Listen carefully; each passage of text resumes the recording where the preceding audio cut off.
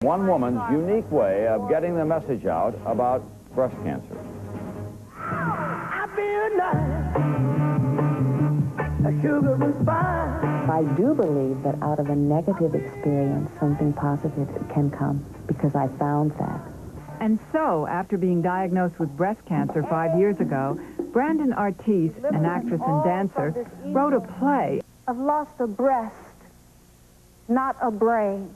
I stand here tonight to tell you that you can walk through the fire without being burned. Can I get an amen?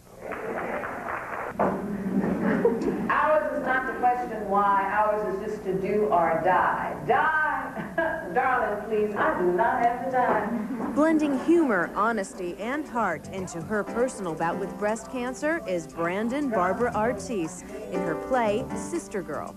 The play actually has music, it has dance, it has poetry, and it is based on a journal I kept before, during, and after my mastectomy.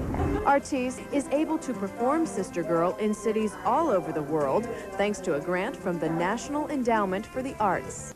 And from General Hospital, actress Brandyn Barbara Artis, when Good Morning Texas continues. And you play a role in General Hospital. Yes. That deals with breast cancer. Tell us about your role.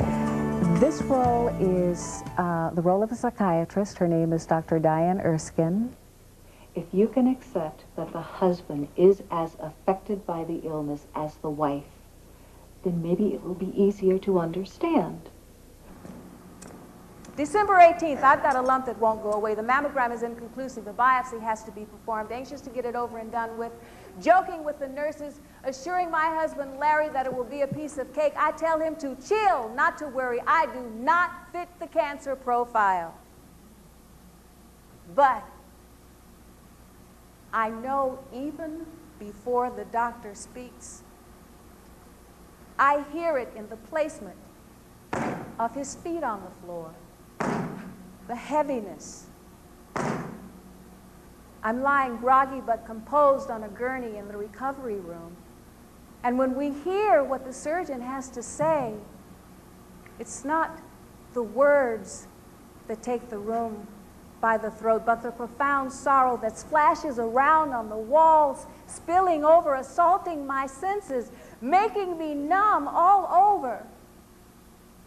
My husband crumbles, and I hear him sound as if somebody has punched him hard in the stomach, and the slow release of air from his lungs. Nurses immediately bring another gurney, and lying side by side, we try to hold on to each other as best we can. Seeing him that way is as scary as being told, yes, it is malignant.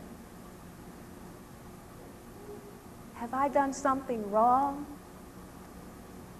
Teed God off?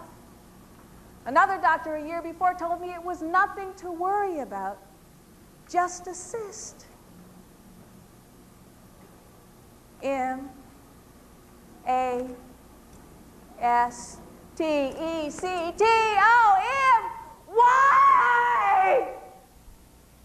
I remember by chance running into someone I hadn't seen for a very long time, and when I asked her what had been occupying her time, she replied, I'm battling cancer. Surprise jumped in my mouth, grabbed my tongue, and refused to let my teeth help to form the response. I didn't know what to say. What do you say? My brain tried to hurriedly accommodate.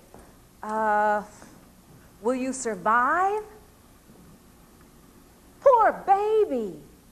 Well, you don't look like somebody with cancer. Why you? You look like shit.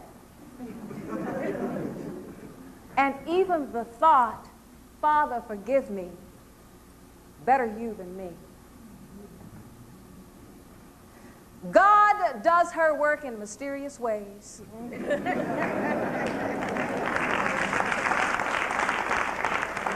A few years after that chance encounter, I am diagnosed with breast cancer. I grab hold of the wind and use those around me as anchor, and because timing is everything, I'm cast in a television show right smack dab at the beginning of chemotherapy. Not totally healed enough for a prosthesis, I devise a temporary solution, a silk scarf filled with foreign coins that sometimes jingle. Scary thoughts, since the microphones are extremely sensitive.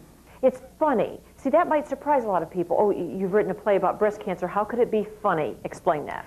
Because believe it or not, there's humor in everything. And out of something so very, very negative has come something so very positive. And it was reinforced for me when I saw my scar for the first time.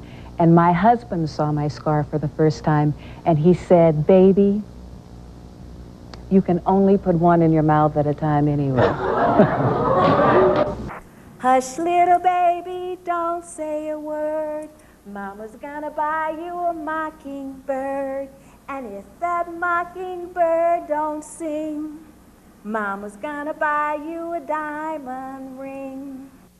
Win one, lose one, let's radiate her. Let's see if she glows in the dark. Let's kill some cells so that others may live. Turn this way, hold your breath. Don't put your hand there, dear. Stay out of the sun. Have a nice weekend. To the mama, keep you up.